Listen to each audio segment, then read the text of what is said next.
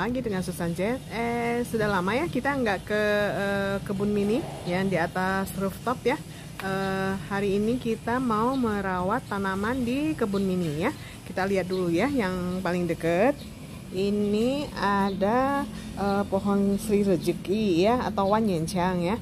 Tapi saya lihat di Google ya, ini ternyata tanaman apa sih namanya, bambu mini ya katanya. Biasa saya taruh di altar Kuamin ya. Terus ini pohon jeruk limaunya udah berbuah banyak nih. Tuh lihat, saya hitung-hitung ada 16 tuh. Tapi masih sedang-sedang sih, belum gede gitu. Biasa kan jumbo-jumbo. Kalau beli bibit misalnya yang buah-buahan ya, kayak misalnya ini kita belinya kan dia tuh udah berbunga. Ya, berbunga artinya dia udah mau berbuah gitu ya. Nah, beli yang udah berbuah gitu ya. Ini juga pohon manyencang. Ini pohon duren lokal sidikalang ya, lebat daunnya ya. Ini pohon leci. Nah, kalau yang bawah itu pohon lidah buaya ya, yang kemarin berbunga itu ya. Udah saya potong sih si yang keringnya, si batangnya gitu. Kalau yang sebelah sana sih adenium. Nah, adenium berjejer gitu kan, itu lagi berbunga tuh. Itu juga pohon duren sidikalang yang kemarin kering ya, karena pas angin kenceng gitu ya. Nah, sekarang tumbuh lagi dia, tapi nggak di batang utamanya sih tumbuhnya ya, nggak di ranting-rantingnya, nggak di dahan-dahannya gitu. Belum saya potong sih atasnya, soalnya tinggi ya. Kalau ini pohon mangga gincu atau mangga gedong, sama ini juga bekas cangkokan ya. Nah, ini sekarang kita mau nyemprot pakai fungisida ya guys. Ini udah saya campur pakai air ya, atau perbandingannya berapa suamiku yang nyediain. Nah, lihat tuh, ini batangnya itu kan ada putih-putih tuh ya kan, kelihatan ya guys tuh kan, putih-putih. Nah, kita semprot deh, awas ya jangan kena mulut hidung kita gitu.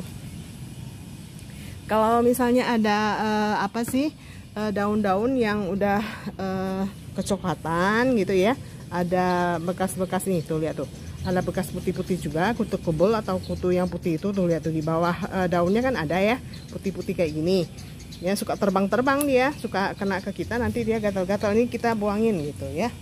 Tuh, ini kayak ini nih, ini kan, ini kita buangin deh, jadi biar nanti nggak menular ke yang lain gitu ya. Jadi tumbuhnya si pohon mangganya bisa sehat gitu. Ini juga tuh, nih tuh lihat tuh kan, banyak putih-putih kan, buang aja ke lantai, nanti kita sapu gitu ya.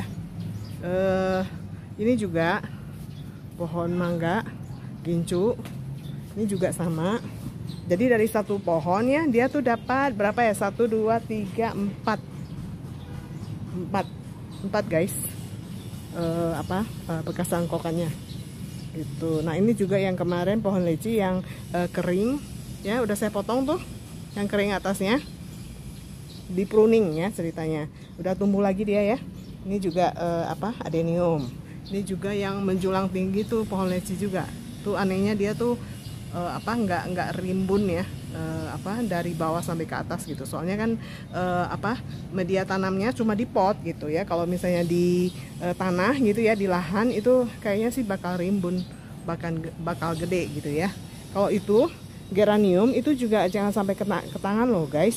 Kemarin kan ada daunnya yang menguning ya, udah terkulai gitu, mau jatuh gitu ya, sama saya dipotekin, padahal udah pakai sarung tangan tuh, tapi tetap aja tangannya jadi gatal-gatal yang sebelah sini tuh masih kelihatan ya, tuh gatal-gatal jadinya. Terus gatal-gatal nanti kalau misalnya kita pegang ke anggota badan yang lain, tertular ke anggota badan yang lain itu.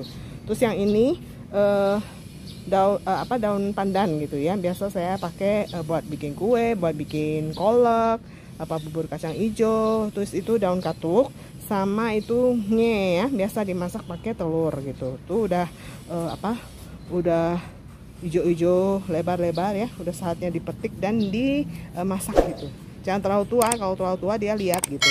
Kalau masih sedang-sedang, masih hijau muda dia enak. Nah, ini karena tumbuhnya si pohon mangga itu udah tinggi gitu ya, jadi ada yang saya pruning nih ya. Ada juga yang dahannya dia jatuh sendiri kalau misalnya kena angin kenceng gitu ya.